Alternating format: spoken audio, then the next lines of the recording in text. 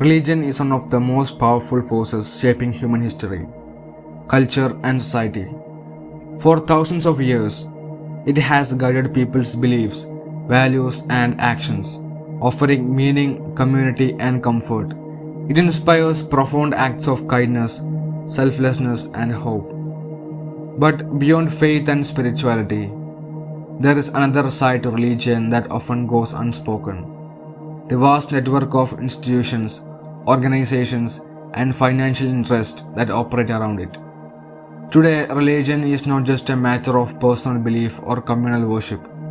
It has grown into a complex and lucrative system that involves billions of dollars, vast property holdings, media empires, education, politics, and even international influence.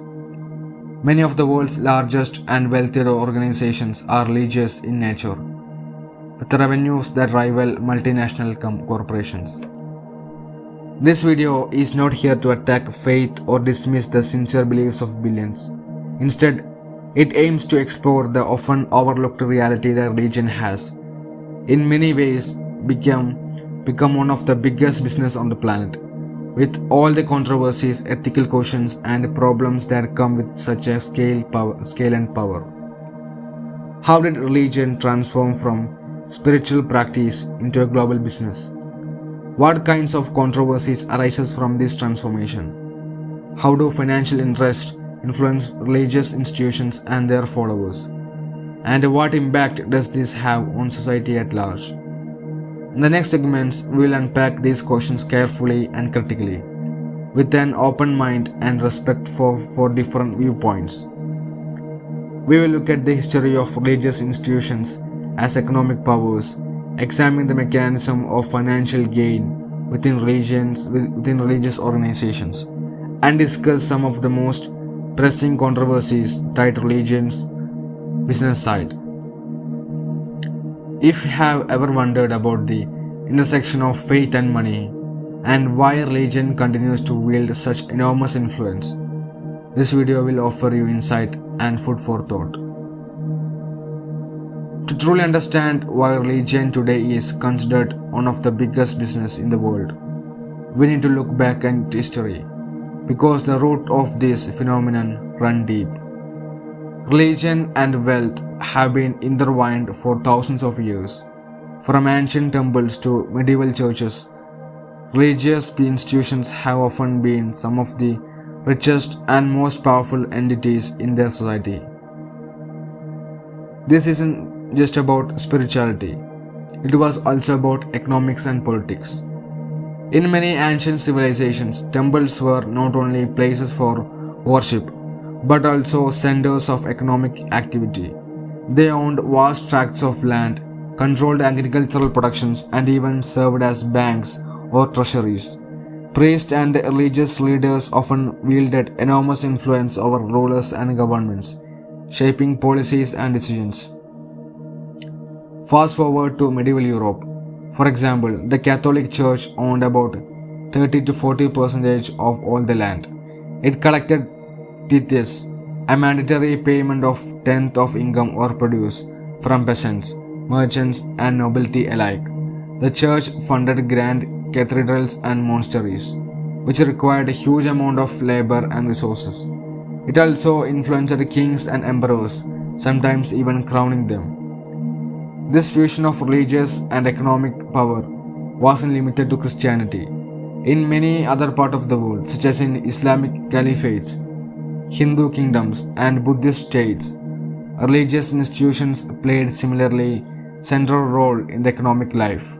They collected donations, managed estates, and ran schools and hospitals.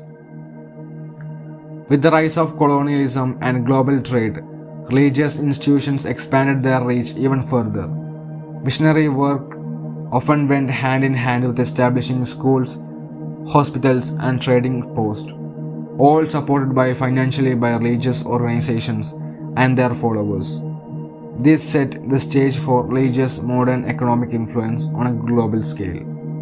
Today, this long history of wealth, accumulation, and power means that many religious organizations are not just spiritual communities, but also major players in global economics and politics.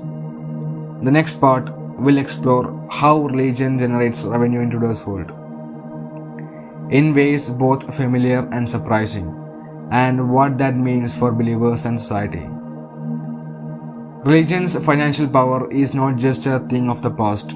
In fact, today's religious institutions have developed a wide range of ways to generate revenue, making religion one of the largest economic forces in the world. One of the most well-known sources of income is donations and tithes. Many religion organizations ask followers to contribute regularly, sometimes as a fixed percentage of their income. These donations can add up to billions of dollars annually, funding everything from daily operations to massive building projects. Beyond donations, many religious groups own significant real estate and properties. This includes places of worship, schools, hospitals, retreat centers, and commercial properties. The value of these assets is often staggering. Some religious organizations even invest in stocks, business, and other ventures, further increasing their wealth. Another major revenue stream comes from media and publishing. Religious TV channels, radio stations, book publishers, and online platforms reaches millions of people worldwide. These media outlets often operate as business, generating income through advertising, sales, and subscriptions. Some televangelists and religious figures have built entire media empires, blending faith with commerce. Education is also a big part of this picture. Many religious organizations run schools, colleges, and universities. These institutions often charge tuition and fees, providing a steady income while spreading religious teachings and values. In some cases, religion is linked to tourism and pilgrimage. Sites considered holy attract millions of visitors every year, generating massive economic activity in the regions. Entrance fees, donations at shrines, guided tours, and souvenir sales all contribute to this revenue. However, the scale and complexity of these operations sometimes raise questions about transparency and accountability. Critics argue that the wealth accumulated by some religious institutions is disproportionate, and that not all funds are used in the ways that benefits communities or support charitable causes. Understanding how religion generates revenue today is the key to seeing how it operates as a major business, one that affects economies, politics, and societies worldwide. While religion has inspired countless acts of kindness and communities, the enormous financial power it wields has also sparked significant controversies and ethical concerns. One major issue is the misuse or mismanagement of funds. There have been numerous cases where religious leaders or organizations have been accused of embezzlement, fraud, or spending money on luxury rather than charitable or spiritual purposes. This can lead to a loss of trust among the followers and the wider public. Another concern is the exploitation of followers. Some critics argue that certain religious groups pressure members into giving large sums of money, sometimes under the promise of spiritual rewards or blessings. This can put vulnerable people in difficult financial situations, raising ethical questions about manipulation and consent. Religion's close ties to political lobbying and influence also raises concerns. Wealthy religious organizations sometimes use their resources to shape laws and policies in ways that serve their interest, which may not align with the broader public good. This is the blending of religion, money, and politics, and can lead to conflicts and controversies about power and fairness. There are also worries about the commercialization of faith, when religious practice becomes closely tied to business interest. Some argue it risks turning spirituality into a product, diluting the sincerity and authenticity of belief. This commercialization can create tensions with the communities about what religion should be about. Finally, the vast economic influence of religion affects society in a complex way. It can reinforce inequalities, concentrate power, and make it harder for alternative choices or smaller faith communities to thrive.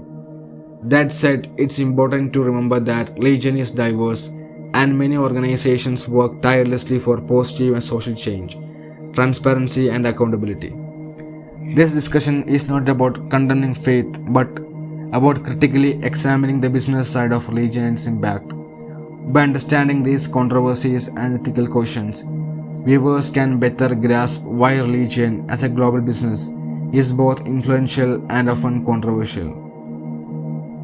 That said, it's important to remember that religion is diverse and many organizations work tirelessly for positive and social change, transparency, and accountability.